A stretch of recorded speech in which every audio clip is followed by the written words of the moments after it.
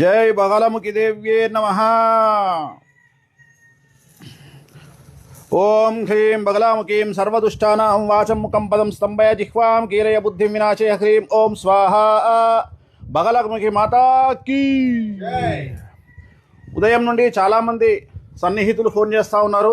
స్వామి, నిన్న సమంత వివాహం జరిగింది. మరి పోయిన సంవత్సరము 16 నెలల క్రిందట నాగచైతన్య శోభిత వివాహం జరిగినప్పుడు చాలామంది మిమ్మల్ని తిడుతూ, మిమ్మల్ని టార్గెట్ చేస్తూ, చాలా విపరీతంగా మిమ్మల్ని ట్రోల్ చేస్తూ, మీ గురించి డిబేట్లు పెడుతూ, ఎవరు అడిగారని చెప్పేసి వేణుస్వామి నాగచైతన్య శోభిత జాతకాలను బహిర్గతం చేసినాడు అని చెప్పి విమర్శించిన వాళ్ళు, చాలామంది మనోభావాలు దెబ్బతిన్నాయని బాధపడిన వాళ్ళు ఇవాళ ఉదయం నుండి చాలామంది జ్యోతిష్యుల దగ్గరికి వెళ్ళి మైకులు పట్టుకొని, మెయిన్ స్ట్రీమ్ మీడియా కూడా మైకులు పట్టుకొని, ధనిష్ట నక్షత్రమా వాళ్ళ నోట్లలో మైకులు పెడుతూ సమంత జాతకం ఎలా ఉండబోతా ఉంది, మగపిల్లవాడు పుడతాడా, ఆడపిల్ల పుడుతుందా, మరదేదో వెరైటీ జాతకం పెళ్లి చేసుకుందట సమంత, అలాగే సమంత భార్యాభర్తలు రాజనమూరి కలిసి ఉంటారా, విడిపోతారా, వాళ్ళ ఇప్పుడు మౌఢమిలో పెళ్లి చేసుకున్నారు, ఎలా ఉంది అని చెప్పేసి చాలామంది మైకులు పట్టుకొని జ్యోతిష్కుల నోళ్లలో మైకులు పెట్టి మరీ మరీ మరీ మరీ అడుగుతున్నారు. స్వామి, మరి మీకు ఏమనిపిస్తోంది అని చెప్పి చెప్తా ఉన్నారు చాలామంది. సో చాలామంది అడిగినప్పుడు జ్యోతిష్కులు ఏం చేస్తారు, అడిగారు కాబట్టి చెప్తారు.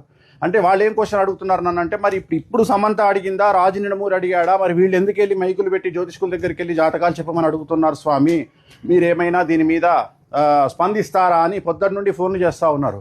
అమ్మ, నేను 3 రోజుల నుండి ఇవాళ మనకు మంగళవారము, ఆది సోమ మంగళవారం, ఈ 3 రోజుల పాటు నేను ఇప్పుడు రిలీజ్ కాబోయే ఒక చాలా పెద్ద సినిమాకు సంబంధించి సూపర్ హిట్ కావాలి అని చెప్పేసి ఒక చాలా పెద్ద ప్రొడ్యూసరు, డైరెక్టర్కు సంబంధించినటువంటి సినిమా పూజ నిమిత్తము బగలాముఖి కార్యక్రమాన్ని ఇప్పుడే నిర్వహించినాము.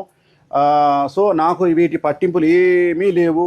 సో వ్యక్తిగతంగా టార్గెట్ చేస్తే ఒకలాగా, వాళ్ళు చాలా గొప్పగా ప్రొజెక్ట్ చేయాలనుకుంటే మరోలాగా చూపిస్తారు.